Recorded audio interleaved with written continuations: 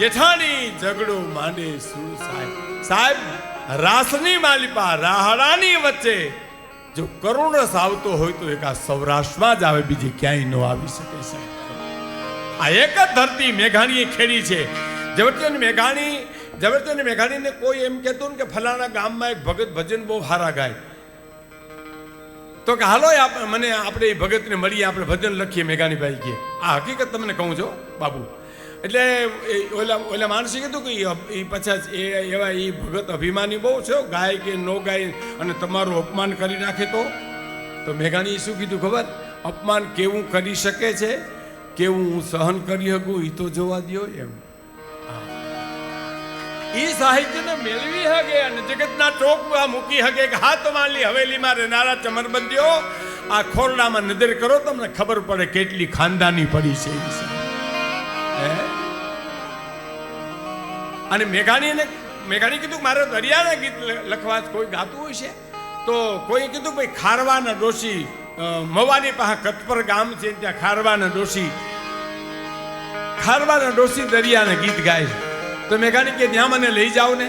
એટલે મેઘાણી મહુવાથી કટપર ગયા ને પૂછ્યું કે એટલે ખારવાનો ડોશી દરિયાના ગીત ગાય છે, ક્યાં રહે છે? તો કે તો મજૂરી કરે છે. ક્યાં મજૂરી કરતા ખબર નથી અમને. એટલે કોઈએ કીધું કે ભાઈ શેઠની એક હવેલી બંધાય છે, ત્યાં મજૂરી, હાલો હું તમને લઈ જાઉં. સાંભળજો સાહેબો, ઝવેરચંદ મેઘાણી વાણીઓ આમ ધીરે ધીરે ધીરે ડગલા માનતો માણાની વાહે હાલ્યો જતો હતો. એમાં 70-80 વર્ષની ડોહી માથે ટોપલા લઈને રેગેડા વયા જાય, દાદરા ચડે ઉતરે જોઈને મેઘાણીએ એટલું કીધું કે હે માં, તારા પવિત્ર પુરુષાર્થને આ ઝવેરચંદ મેઘાણીની 100 સલામું છે માં. તારા પવિત્ર પુરુષાર્થને આ મેઘાણીની 100 સલામું છે.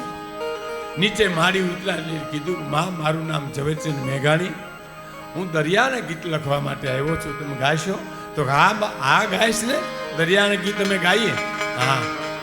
આ ટોપનું નીચે મૂકી આજે પછી દોશી ગીત ઉપાડ્યું કે મેઘાણીભાઈ, અમારે દીકરા દરિયામાં વાણ લઈને જાય અને ત્યારે અમે એને વિદાય કરવા જઈએ, ત્યારે અમે ગીત ગાઈએ કે ઘામટના ઈ વાજી જો હેલા રે, ઘામટના વાજી હેલા,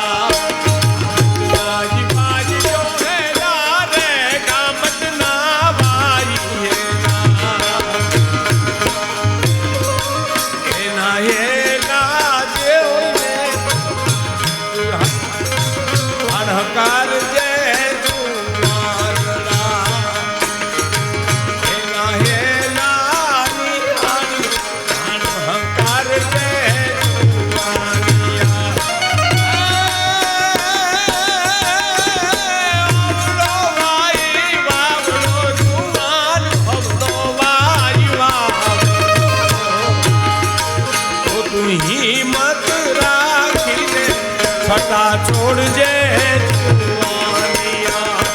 હિંમત રાખીને છોડજે. હે જવાન, અવડો ને હવડો મતદરીએ વાવડો મને વાવા તો હિંમત હારીશમાં, હિંમત રાખીને છટા છોડજે જુવાંડડા. એક ગાયું મેઘાણીએ લખ્યું, બીજું ગીત ગાયું મેઘાણીએ લખ્યું અને ત્રીજું ગીત ગાયું ને ડોશીમાં રોવા મીડ્યા છે. વેદના છે, કરુણા છે.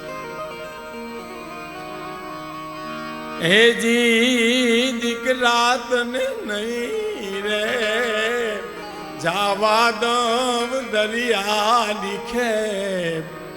બેટા એકવાર વાણ લઈને આવી જતો, હવે હું તને નહીં જવા દઉં. એ લેણા એના આપણે હે બેટા, એના અલેણા છે આપણે. તારો બાપ એમાં બુજ્યો, એનો બાપ એમાં બુજ્યો, એનો બાપ બુજ્યો. હું દલી રે દલીને ભરીશ તારું પેટ, પણ બાલુડા તને જાવા નહીં દિયું. શું કરુણા છે સાહેબ, કલ્પના તો કરો. હું દલી એને પેટ ભરીશ તારું, પણ હવે હું તને દરિયામાં નહીં જવા. હા, ક્યાં આ કરુણા છે, વેદના છે. વેદના છે ને એ વેદનું સ્વરૂપ જ છે સાહેબ. ભક્તો છે, સતીઓ છે, માતાઓ છે, જગદંબાઓ છે, એ વેદનાને સહન કરી કરીને જગતને આશીર્વાદ આપ્યા છે સાહેબ. આપ્યા છે, આપ્યા આશીર્વાદ આપ્યા. એ વેદનાઓ સહન કરી કરી સંતો જે આશીર્વાદ આપે છે, એ આશીર્વાદ મને ને તમને દુઃખ છે એની, એને સામે એને આશીર્વાદ આપ્યા એટલે આપણું એને ભોગવવું પડે તો એ સહન કરે. શાંતિ પમાડે એને સંત કહીએ, જેના દાસના દાસ થઈને રહીએ આ દુનિયામાં. શાંતિ પમાડે એને. એક કવિએ તો બહુ સરસ લખ્યું સાહેબ કે સંતોનો સ્વભાવ છે એવો, જનેતાની ગોદના જેવો. કલ્પના તો કરો સાહેબ, શું કવિ લખે છે. એ જી સંતોનો સ્વભાવ છે એવો, માં જનેતાની ગોદના જેવો. માં જનેતાની ગોદમાં બાળકને જે હૂંફ મળે છે, સંતોના સાનિધ્યનું ઈ તમને હૂંફ મળે છે સાહેબ. જનેતાના ગોદના જેવું છે. પણ નહીં, કવિ કે એથી આગળ વાત છે શું. એક ડગલું મેં આગળ જાણ્યા જનની થી જગ સંગ. એ જી એક ડગલું મેં તો આગળ જાણ્યા જનની થી જગ સંગ. સાંભળજો હું કામે.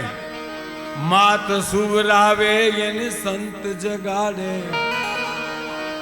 મોહની નિંદ્રામાં માતો હરણા ગાયને હુવડાવી દે, પણ સંત જગાડે. ઉચ્ચ બાપ, તારે તો પરમ તત્વની પાસે પહોંચવાનું છે. માત સુવરાવે એને સંત જગાડે, અને ભેલવી દે ભગવંત સંતોનો. સંતોનો સ્વભાવ છે એવો, અરે રે જનેતાની ગોદના જેવો. આ સંતોનો દેશ છે, આ સાધુઓનો દેશ છે, આ ત્યાગીઓનો દેશ છે.